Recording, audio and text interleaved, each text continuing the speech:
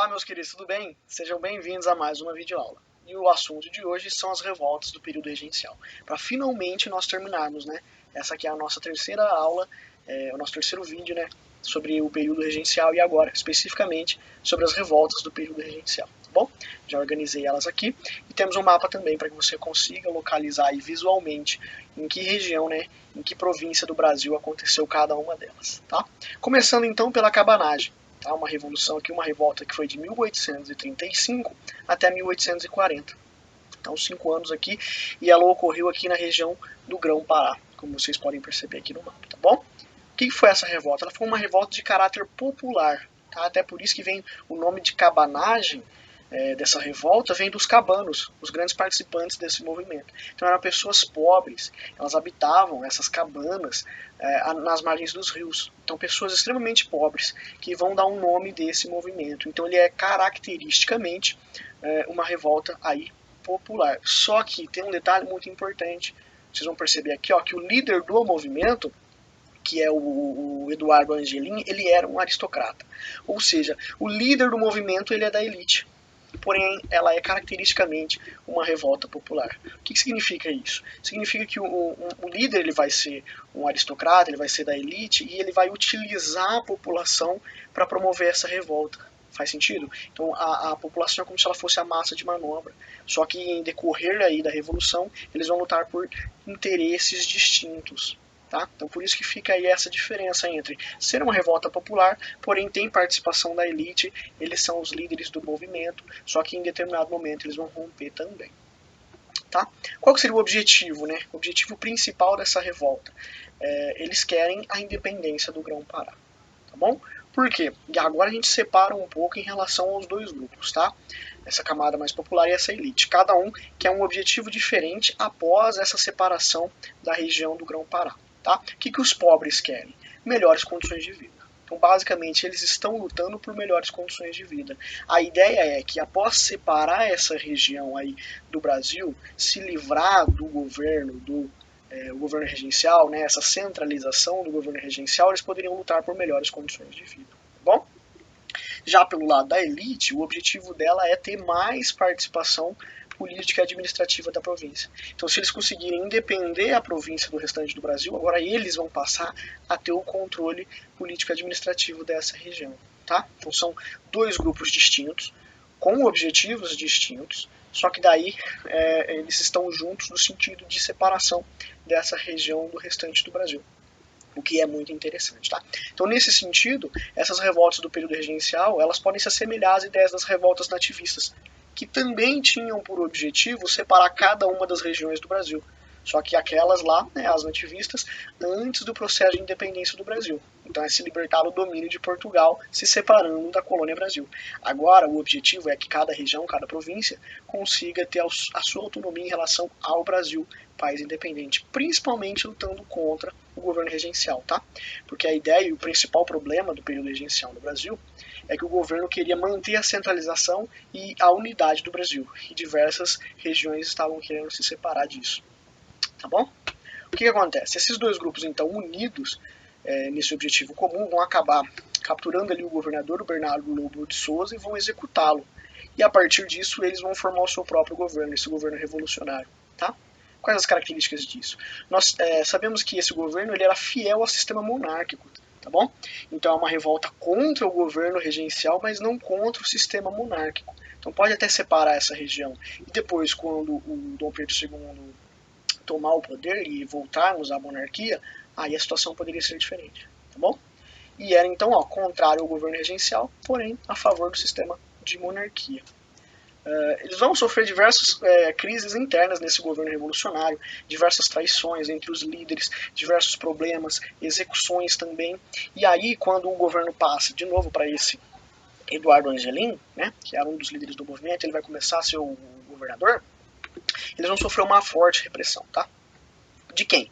Das tropas brasileiras e também mercenários ingleses, tá? Então a gente tem nesse período regencial aquelas tropas brasileiras, a própria Guarda Nacional, que era uma força muito importante, que foi utilizada para repreender diversas dessas revoluções, e também mercenários ingleses contratados, para aumentar essa força repressiva, tá bom? E aí esse governo do Eduardo não vai conseguir segurar essa revolução, E o resultado de toda essa cabanagem, mais ou menos 30 mil mortos. Tá? Então é um custo de vida que foi muito alto de todo esse processo aqui. Então ela foi repreendida fortemente. Tá bom? Nossa próxima revolta aqui, então, é a Revolta dos Malês, que aconteceu em 1835 na Bahia, tá?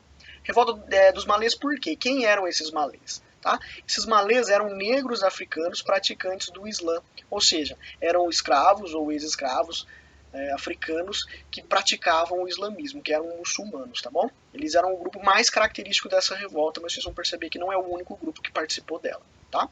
O que nós temos de característica da Bahia nesse momento? Cerca de metade da população era composta por negros. E isso é muito expressivo, tá bom? E uma parte deles são esses negros muçulmanos. Essa revolta é uma revolta de caráter urbano, tá bom? Vai acontecer e aproximadamente 600 homens, entre escravizados e libertos, vão participar desse movimento. Tá? Nós temos aí esse grupo dos escravos muçulmanos como sendo predominante, porém nós temos outros grupos também distintos, de religiões distintas também, tá? De religiões afrodescendentes também participando. Quais seriam os motivos dessa revolta ter acontecido? Tá? Eu enumerei aqui para vocês. Primeiro, nós temos um motivo político, que seria o quê? Tomar o governo. Tá? Então essa é a questão de separação também em relação a quebrar essa dominação que está sendo exercida pelo governo regencial para ter um pouco de autonomia nesse sentido. Tá? Problemas sociais, lutar contra a abolição da escravatura. Se nós temos aqui a revolta dos escravos muçulmanos e com mais participação de escravizados de outros grupos religiosos, obviamente que uma das lutas, um dos objetivos mais importantes para eles é conseguir conquistar a sua liberdade. Bom, e aí a questão também do problema religioso, né, que seria aí de desoficializar a religião católica, porque eles querem poder continuar professando a sua fé ali sem ter problemas, né, sem sofrer com restrições por não seguirem a religião oficial que era do catolicismo. Tá bom? É um movimento, então, muito popular, né, porque tem a participação desses escravizados e libertos também querendo ajudar eles, tá? Não tem participação da elite nesse sentido, e aí, por causa disso, também esse movimento vai ser massacrado em menos de 24 horas. Por que a repressão, nesse caso aqui, ela foi tão grande, tão forte, tá? Foi uma repressão vinda da Guarda Nacional, da polícia e também de civis que pegaram em armas e foram lutar contra os revoltosos. Por que então que essa revolta foi reprimida dessa forma tão brutal? Porque existia um medo de qualquer tipo de revolta dos negros. Por quê? Isso aqui é por causa de um medo relacionado à Revolução Haitiana. O que foi essa Revolução Haitiana? Foi toda a revolução que deu origem ao país, né, o Haiti, que aconteceu em 1791 até 1804, onde os escravos, os escravizados, os negros africanos conseguiram tomar o poder, conseguiram ali a sua independência, a sua liberdade já. Então conseguiram liberdade política e também conseguiram o fim da escravidão, em um processo revolucionário bem violento também e bem significativo. Então o medo é que isso poderia acontecer também, que essa revolta dos malês fosse um start para uma revolta dos negros que iam conseguir a sua independência, tanto no sentido político, mas também a sua liberdade como indivíduos. Por isso que essa revolta foi tão massacrada assim, foi uma repressão bem brutal. Tá bom? Uma revolta mais simples também, mas que mostra aí mais um grupo social demonstrando seu descontentamento com esse poder regencial. Partindo para a nossa próxima revolução, uma delas que foi uma das maiores e também que provavelmente é a mais conhecida, que é essa Revolução Farroupilha, tá? De 1835 até 1840, que aconteceu principalmente no Rio Grande do Sul, mas também afetando Santa Catarina. Tá? Ela também é conhecida como a Guerra dos Farrapos, tá? Que são os revoltosos, eram conhecidos como os farroupilhas. É uma revolta diferente do que a gente estava comentando até então, ela é uma revolta da elite, tá? Porque o indivíduo principal, né, o grupo principal dos revoltosos inicialmente veio a partir dessa elite, tá? Que eram os estancieiros, criadores de gado, que dominavam ali naquela região tanto a política como a economia. Então é a elite local que vai promover essa revolução, promover essa guerra, promover essa revolta.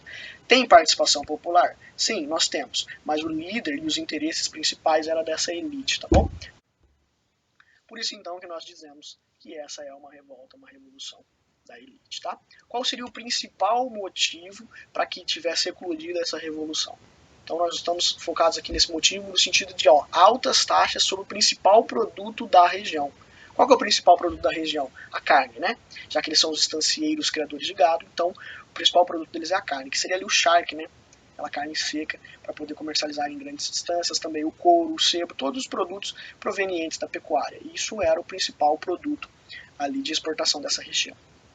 Mas qual que é o problema disso? O problema é que eles têm altas taxas para pagar sobre esses produtos para poder fornecer para todo o mercado interno do Brasil. Diferente de outras regiões, como no Uruguai, na Argentina, ali, onde eles poderiam comprar essas carnes, né, no sentido das outras províncias do Brasil, mais barato. Então, esses estancieiros do Rio Grande do Sul tinham que pagar mais impostos para fornecer carne para as outras regiões do Brasil do que outros países. E é nisso que vocês têm que prestar atenção, tá bom? Então eles têm uma dificuldade em competir com os produtos dos países rivais. Então esses países eles têm vantagens comerciais. O que, segundo a ideia deles na época, estava acontecendo uma desnacionalização do Sul. Ou seja, as províncias do Sul que estão produzindo essa carne, que estão fornecendo essa carne, estão sendo prejudicadas e países vizinhos estão sendo beneficiados. Para eles isso significava então que aquele sentimento que eles já tinham de não pertencimento ao país, que é uma coisa muito forte naquela época do período regencial, ainda está sendo estimulado, está sendo ajudado nesse sentido. Nós já não nos entendemos como pertencentes a um Brasil. Não existe essa ideia de nacionalismo tão forte. Nós somos aqui, o nosso país é o Rio Grande do Sul, o nosso país são as províncias do Sul. E além disso, nós temos que pagar, então, já que eles consideram tudo um país só e querem manter a unidade, eles ainda estão cobrando mais impostos de nós do que os países vizinhos. E isso incomodou muito essa elite, porque gerava problemas econômicos para eles, tá? Quem é o líder? O líder principal dessa revolução aqui é o Bento Gonçalves, um estancieiro, tá bom? Mas também tivemos a participação muito importante desse cara aqui, desse italiano, que é o Giuseppe Garibaldi. Um cara que lutou aqui na Revolução Farroupilha e também lutou lá na Itália no processo de unificação. Então, um cara que gostava realmente de participar dessas revoluções, dessas guerras e dessas revoltas todas. O que vai acontecer? Alguns dos acontecimentos dessa revolução. Nós temos aqui a proclamação da República Rio-Grandense, ou também chamada de República Piratini, né? Foi a cidade onde ela foi proclamada, mas não para por aí. Depois de proclamarem essa república aqui no Rio Grande do Sul, vocês conseguem olhar pelo mapa, esses revoltosos também vão continuar se expandindo e vão proclamar também uma república em Santa Catarina, que seria ali, ó, a República Juliana. Bom, bacana? Então uma revolta aqui que está conseguindo conquistar um espaço muito grande, né? Tem uma importância muito grande, porque é essa elite que está promovendo toda essa revolução, certo? Um detalhe importante é que essa revolução só foi resolvida já aí no segundo reinado. Tá? Então, ela começa no período regencial e ela passa do período regencial e vai ser resolvida já lá para o segundo reinado. O que é uma característica bem importante também nesse sentido de que ela durou muito tempo, ela foi muito importante. E a própria resolução dela, vocês vão perceber que é diferente das demais revoltas, por causa dessa sua importância. Como que aconteceu essa resolução do conflito? O Luiz Alves de Lima e Silva, na época Barão de Caxias, depois vai se tornar o Duque de Caxias que nós conhecemos, ele comandou as tropas legalistas, que eram as tropas do governo, né? Então, aí lutando pela legalidade do governo regencial, do governo central. Ele vai se tornar o governador da província, e aí a partir dele é que diversas negociações vão acontecer. Então essa revolta não foi reprimida, ela não foi brutalmente massacrada, igual no caso da revolta dos malês, não. Aqui o fim dela se dá por negociações, porque era um grupo muito forte que estava se revoltando contra o governo regencial. Tá? Em que sentido que aconteceram essas negociações? Primeiro, o governo vai assumir as dívidas dos revolucionários. Então, obviamente que esse governo revolucionário está gastando muito, está tendo muitas dívidas. O governo vai perdoar tudo isso. Não, eu pego essas dívidas para mim, não se preocupem. O que mais que vai fazer? Anistiar os soldados. Olha que interessante. Então, todos os soldados que foram presos vão ser anistiados. O que mais? Garantiu a propriedade e os direitos dos revoltosos, né? E isso principalmente se pensar na elite. A elite que tentou lutar contra o governo regencial e tentou se libertar. Você precisa assegurar algumas garantias para ela, para que ela se acalme, para que ela queira acabar com essa revolução. E isso aí, vamos chamar de Duque de Caxias, foi um cara muito inteligente. Se aliar à elite local e propor toda essa negociação para acabar com essa guerra que já estava aí se arrastando por muito tempo, né? E aí um detalhe também muito importante, que é que reconheceu a liberdade dos negros que participaram do conflito. Então isso que eu estou falando para vocês, é uma revolta, é uma revolução da elite? Sim, mas tem participação popular. Então esses estancieiros, essa elite local, prometeu para os seus escravos, né, que se eles fossem participar dessa guerra e lutar ao lado deles, esses grupos todos, após vencer essa guerra, após vencer essa revolução, eles teriam a sua liberdade. Então agregou muito esse grupo a essa revolução. Então é uma revolução da elite que está ali colocando dinheiro, colocando toda a sua força política e também com participação popular ali para encher cada vez mais essa revolução e deixá-la mais importante e mais forte, tá? Estratégia essa aqui que mais para frente nós vamos comentar de novo, quando já no segundo reinado, né, na Guerra do Paraguai, o Brasil também, né, o governo daí já do Dom Pedro II, vai fazer uma parceria aí com os escravos e também vai prometer a eles a liberdade caso eles queiram se alistar também para participar da guerra.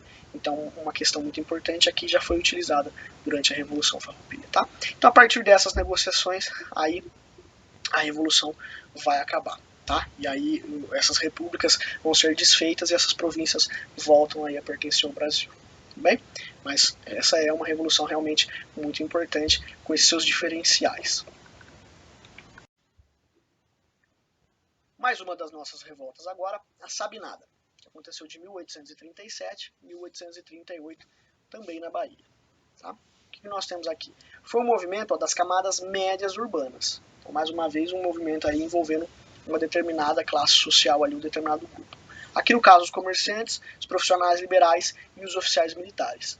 Por que eles estão se organizando? Vamos falar um pouco sobre isso já já. Ó. Quem era o líder? O Francisco Sabino Vieira, que era um médico. Por isso que a revolta chama Sabinada. Bom, por causa do Francisco Sabino.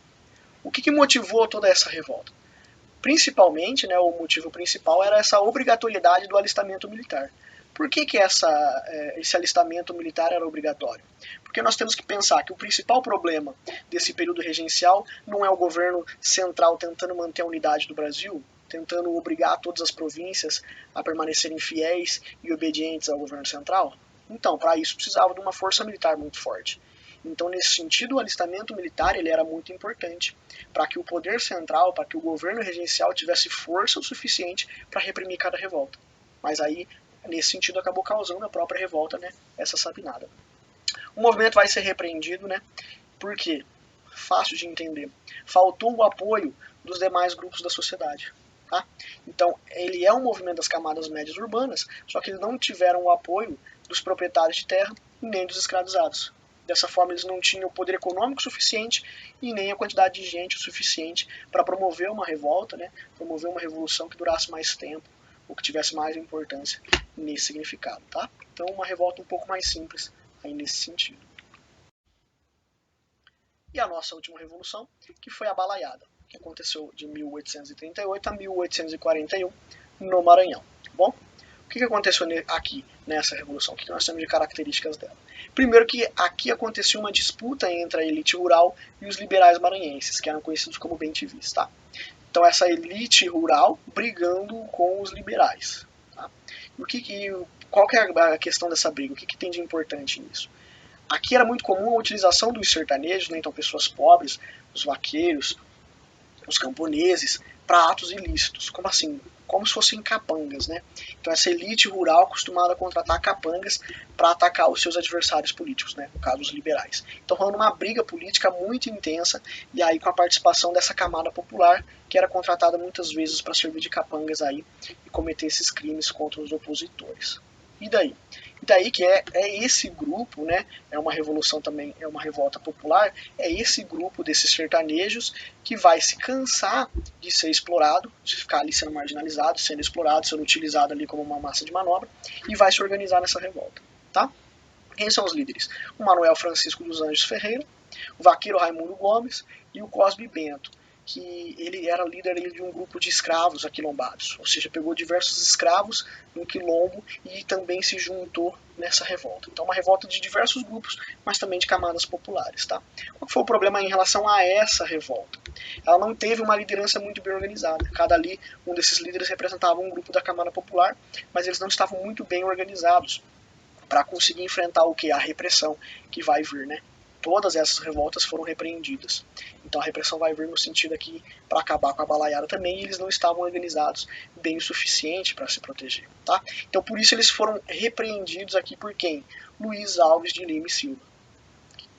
Né? Já vamos chamá-lo aqui de Duque de Caxias. Então esse cara também é muito importante, o Duque de Caxias, né? Essa revolta aqui também que começa ali no período regencial e só acaba ali no período já do segundo reinado. De novo, então, esse Luiz Alves de Lima e Silva, Duque de Caxias, participando e combatendo essas revoltas. Por isso que ele cresceu muito, né, com seus títulos e na sua importância também. Então, mais uma revolta de camada popular, que de novo foi muito repreendida pelo período regencial aqui. Bom, isso é importante também, porque depois que a gente começar a falar sobre o segundo reinado nas nossas próximas aulas, vocês vão perceber que a manutenção da unidade do Brasil após a figura do imperador, ela vai ficar mais simples, vai ser mais objetiva nesse sentido. Tá bom? Espero que vocês tenham entendido, tenham gostado. Qualquer dúvida é só deixar aí que eu esclareço para vocês. Tá bom? Muito obrigado, até a próxima.